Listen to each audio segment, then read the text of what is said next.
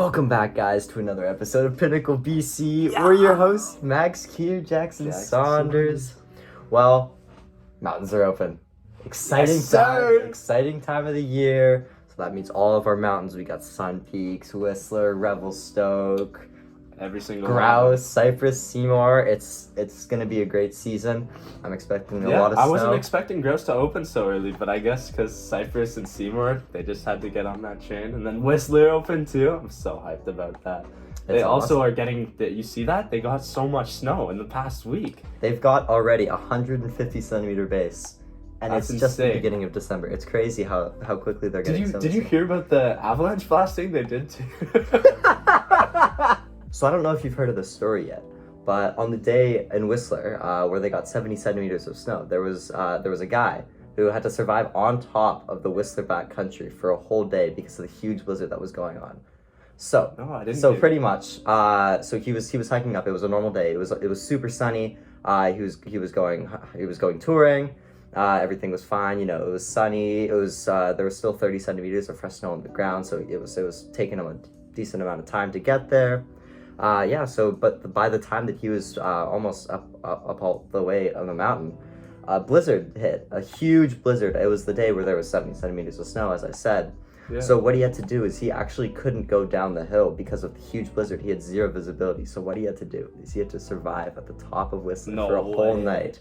And he had his phone on him, but he didn't have any service or anything, so he couldn't call anyone, couldn't get rescued because of the blizzard. So how did he survive? Okay. So these are the things that he did. So first of all, because there was still the fresh snow or whatever, he made himself pretty much like the side of a mountain. He made himself an igloo. This little igloo. He just dug himself in because he did have some of his survival tools with him because that's what you bring when you go touring. So he brought he brought out his little shovel. He started digging himself a little hut so that he could get away from the blizzard. Was it like a snow cave in the side of the mountain? Yeah, a little snow cave in the side of the mountain. But he didn't have any food or anything on him, and he was freezing cold because it was one of those -10, -15 days. It was horrible. So because he was still close to the tree line, what he did is he also had his little hatchet on him. He was going, and because he is super high on the mountain and all those trees are super tiny because of the elevation and stuff, he abandoned his first snow cave, and instead he made himself into a tree well, into one of those small trees. He put himself into a tree well, and then turned that into his house because he needed. He was super cold, but he still needed to get the wood from the tree. Yeah. So for fires. Yeah. So he cut down the tree. Obviously the wood was still wet, still frozen, so he had to thaw it out somehow. He used his hand warmers. You know those hot pockets, right? No way. He made himself. So he took his backpack. Inside of the backpack, he took everything out. He put those wet sticks in. He put his hand warmers in. He just shook it around for like 15 minutes. No or lighter, whatever. no nothing. No lighter, not yet. He did have a lighter on him. Okay. But so what he was doing is he was drying the wood, and that's how he dried his wood, inside of his bag with hand warmers, and that's how he was able to do it. So now he successfully made the fire. Yeah, so now that he's got his dry timber, so he makes his little fire inside of his snow cave. He's got his bigger pieces from the tree, and then he's finally warm. Still doesn't have any food though. Starting to get hungry, but at this point, whatever. He doesn't have anything. He's probably only going to be staying the night. He finds a Mr. Noodles packet in his backpack, and so what he did is he used the wood from the tree. He carved himself his own little bowl, okay? Used the snow, melted the snow, made himself a Mr. Noodles on the top of the hill on a little fire in a snow cave. And that's what he survived off for the whole day. He was there for I think 18, 19 hours, maybe even 20, because the blizzard was just going on forever and ever and ever. Did they find him, or did he have to trek it back? Yeah, so pretty much what he did is after he survived the night, because he had to stay there all night because it was just snowing like crazy. In the morning, it was still snowing, but it wasn't snowing as heavily anymore. He dug himself out, had to go up almost another whole meter because of all the new snow. Yeah. Dug himself out, put his skis back on, skied back to safety, back to the village. No shot. That's actually crazy. And it's crazy, and it shows that what you need to, or it shows that the basic needs you need to survive. Yeah, so there's a lot of survival courses that you can go to in Whistler. So the one that we went to, for example, is a good example of how those necessary skills when you're going backcountries or when you're going in the backcountry. Even just those hand warmers probably saved his life. Yeah, for sure. He wouldn't have been able to make a fire without it. Yeah. It was crazy. So what we're recommending to you as the viewers, and then also just to anyone who's willing to go up to the mountain and not be in contact with anyone, is you want to have those basic survival skills. You want to know how to make yourself a snow fort. You want to know what kind of materials you need to bring. You need to bring your hatchets, your knives, lighter or flint and steel of any sort. You need to know how to make a fort. You need to know like all the basic things in case you do get stranded. And it's crazy how that guy did it. I'm happy he has a good ending. Like that's it. That could have gone. It could have gone south super fast because he wasn't expecting it to get super cold, super snowy. He could have died of hypothermia or frostbite. And so he actually hiked up the mountain too. So he was hiking up the mountain before the blizzard. Yeah. Blizzard hit, stayed on top of the mountain, then skied out the day after once it was finally safe enough to do so, and it was crazy. Unbelievable.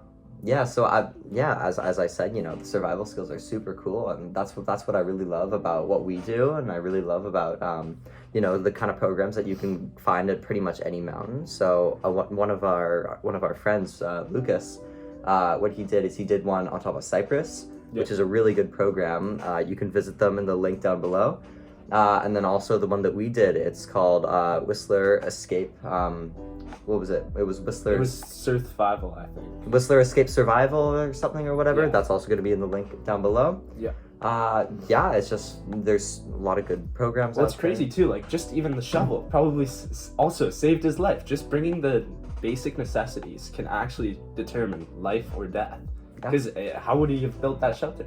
He's not going to use his hands. It's blizzard. Probably gets up to -20 up at the peak. It's lucky he brought those necessities so he can tell this story. Yeah. All right, so as Max said, Whistler just got a huge dump of snow.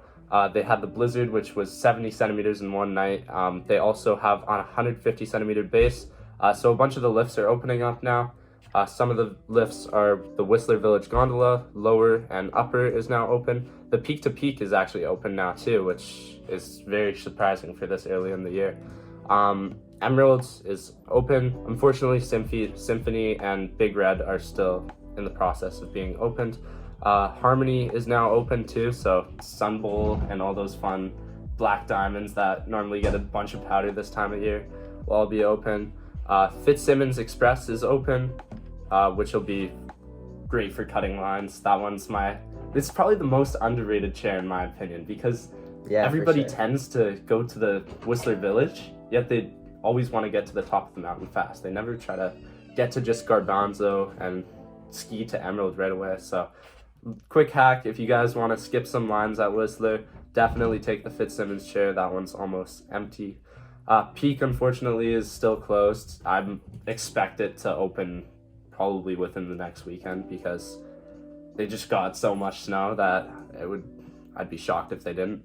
Garbanzo is open. Franz's chair, for the first time in probably 10 years, is open. It's been closed ever since I was a kid. So I think the reason that they're open is because Big Red and the Creekside Gondola are still under repair, so they need that chair open to kind of facilitate for it. It's crazy, it's the first time I've seen it open since I've been alive. So Olympic chair is also open. That's just kind of the one for beginners. The Excalibur Gondola lower, this is for Blackcomb now, and the Blackcomb Gondola upper and lower is also open. Glacier Express is also open, which is perfect for getting into the Alpine early to get all that fresh powder. Cat Skinner is also open, which is, just the park and everything. And Accelerator is open. Unfortunately, Seventh Heaven is closed. That's the really OG one for finding the best powder on the mountain, so unfortunately that one's closed. But Jersey Cream's open as well, and Crystal Ridge, so pretty much every chairlift is open now because of the huge dump of powder. So go out and ski. Well, thank you guys for watching another episode of Pinnacle BC, and we'll see you guys next time.